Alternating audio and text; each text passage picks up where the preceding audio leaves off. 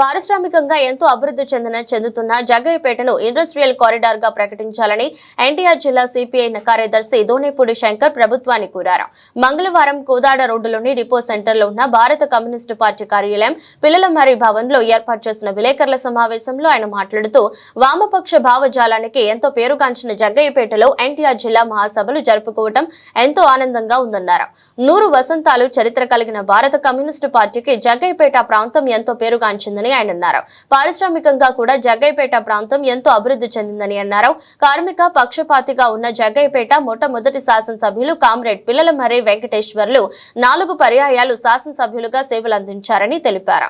ఈ సమావేశంలో దళిత హక్కుల పోరాట సమితి రాష్ట్ర ఆర్గనైజింగ్ కార్యదర్శి కామ్రేడ్ బుట్టిరాయప్ప, జగ్గయ్యపేట నియోజకవర్గ కార్యదర్శి అంబోజీ శివాజీ, సహాయ కార్యదర్శి పోతుపాక వెంకటేశ్వర్లు, మండల కార్యదర్శి మెటికాల శ్రీనివాసరావు, సహాయ కార్యదర్శి భోగ్యం నాగులు, పట్టణ సహాయ కార్యదర్శి మహమ్మద్ అసదుల్లా, కార్యవర్గ సభ్యులు రాణి, ఏఐవైఎఫ్ నాయకులు కరిసే మధు తదితరులు పాల్గొన్నారు. ప్రథమ శాసనసభ్యులు జగ్గయ్యపేట కామ్రేడ్ పిల్లలమర్రి వెంకటేశ్వర్లను స్మరిస్తూ సూర్యదేవర నాగేశ్వరరావు సభా ప్రాంగణంలో 2 రోజుల పాటు జరిగేటువంటి మహాసభల జరపడానికి జగ్గయ్యపేట ప్రజలు, ప్రజానీకం, ఎన్టీఆర్ జిల్లా ప్రజలు, ప్రజానీకం ఇతోధికంగా ఆర్థిక సహకారం అందించవలసిందిగా విజ్ఞప్తి చేస్తూ ప్రత్యేకించి ఒక పారిశ్రామిక కేంద్రమైనటువంటి జగ్గయ్యపేట పట్టణాన్ని ఇండస్ట్రియల్ కారిడార్గా రూపొందించాలని చెప్పి ప్రభుత్వం ఆ వైపుగా చర్యలు తీసుకోవాలని, అలాగే వేదాద్రి ఎత్తిపోతల పథకం, పోలపల్లి మున్నూరు ప్రాజెక్టు ఎత్తిపోతల పథకం,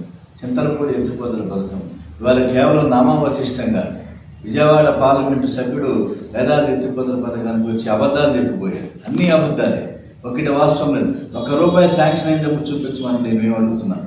₹1 నువ్వు శాంక్షన్ చేయాలి, రాష్ట్రం నుంచి విడుదల కాల, కానీ వేదాద్రి ఎత్తిపోతల పథకాన్ని పూర్తి చేస్తామని చెప్పేసి చెప్తున్నారు.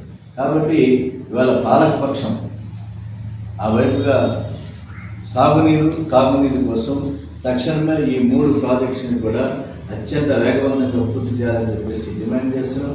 జగ్గయ్యపేటలో ఉన్నటువంటి వాయు కాలుష్యాన్ని నివారించాలి. వాళ్ళ పరిశ్రమల నుంచి వెలువడినటువంటి కాలుష్యం, దుర్గంధభూతుల్ని ప్రజల ఆరోగ్యాన్ని పాటు చేసినటువంటి నేపథ్యం, అలాగే దేవాదాయ భూముల్లో నివసిస్తున్నటువంటి జగ్గయ్యపేట ప్రాంతంలో వారందరికీ కూడా ఇళ్ల పట్టాలు రిజిస్ట్రేషన్ చేయాలని చెప్పేసి ఈ సందర్భంలో డిమాండ్ చేస్తున్నాం. అదే సందర్భంలో వేలాదిగా ఉన్నటువంటి భవన నిర్మాణ కార్మికుల సంక్షేమ బోర్డును పునరుద్ధరించడం ద్వారా కార్మికుల సంక్షేమానికి ప్రభుత్వం ఇచ్చేయాలని చెప్పేసి డిమాండ్ చేస్తున్నాం. భవన సంక్షేమ బోర్డును పునరుద్ధరించాలని చెప్పేసి ప్రధానమైన డిమాండ్ ఈ మహాసభలో జగ్గయ్యపేటలో చర్చ జరుగుతున్నది. ఆ వైపుగా భవిష్యత్తులో కూడా కార్మికుల సంక్షేమం కోసం ఉద్యమాలు నిర్వహిస్తామని చెప్పి ప్రత్యేకించి ఎన్టీఆర్ జిల్లా వ్యాప్తంగా ఉన్నటువంటి ప్రజా సమస్యలపైన ఆపరేషన్ బుడమేరు, అలాగే చింతలపూడి ఎత్తిపోతల పథకం, అలాగే కిడ్నీ బాధితుల సమస్య, కృష్ణా జిల్లాల పరిష్కారం, తిరువురు, అనేక సమస్యలపైన ఎన్టీఆర్ జిల్లాలో జరిగేటువంటి మహాసభలో 2వ రోజు జరిగేటువంటి ప్రతినిధి సభలో అన్ని అంశాలపైన చర్చ జరుగుతుంది.